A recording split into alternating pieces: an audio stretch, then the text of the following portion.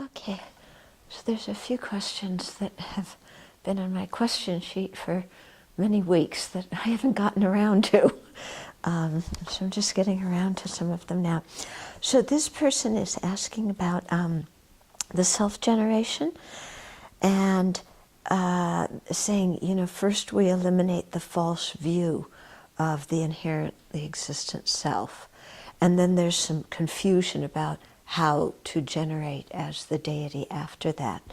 Okay, because this person is thinking that we eliminate the view of the inherently existent self.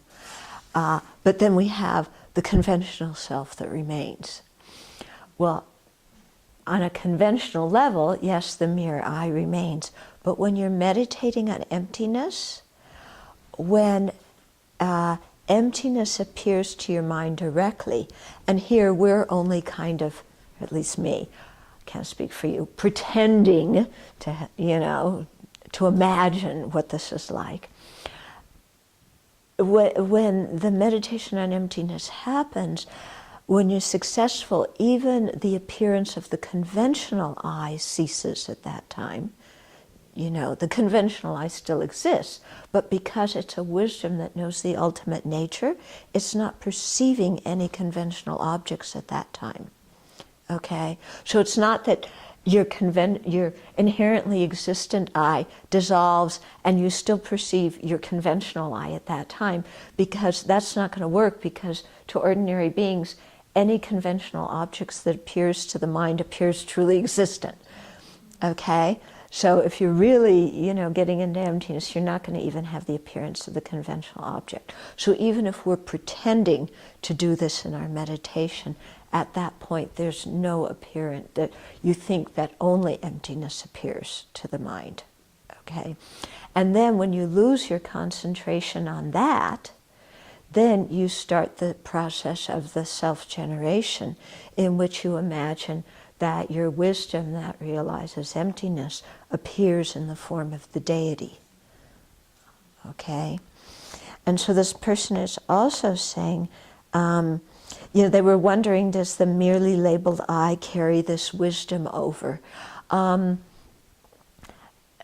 merely labeled, I don't know. I can't kind of grasp how this is being thought of at that time. You know, the wisdom is there. You could label the conventional I on the basis of the wisdom, but you know, you don't think here's the conventional I and here's the wisdom and it's chugging along together, because that is inherent existence, isn't it?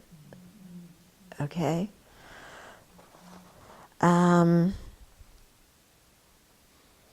Yeah, and then is that wisdom actually part of the aggregates of the conventional independence upon which the conventional I is designated? Yes.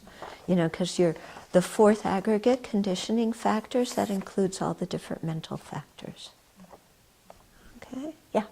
So those are my questions, Venerable. And so because we don't realize emptiness and everything doesn't disappear, at least when nothing disappears, it's all very solid. What do we do for now? I mean, we're just Okay. So what do we do? Because it's not all gone. yeah, because we don't have the realization of emptiness. And the closest we come to it is, I have a feel for emptiness. You know, that's where we're at, isn't it? Okay. So what you do is, you know, you try and, you know, you can do the 4-point analysis, and then you just get to whatever feeling you get to. Maybe there's a feeling that the I isn't quite so solid. Maybe you just imagine clear, open space, or you contemplate what it would be like to perceive something without thinking of it as having its own essence or holding it as having its own essence. You know, so just some kind of contemplation along that line of emptiness we can do at the present, and at the same time we can learn more about what emptiness is and how to do the meditation, and then continue to practice that meditation. Okay?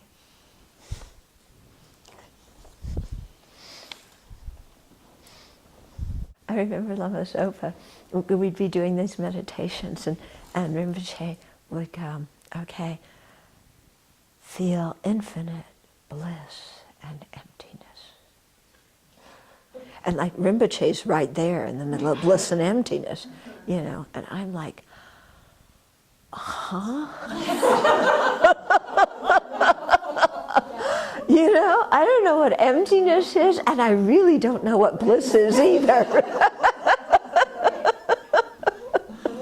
You know? So you kind of imagine what great bliss feels like.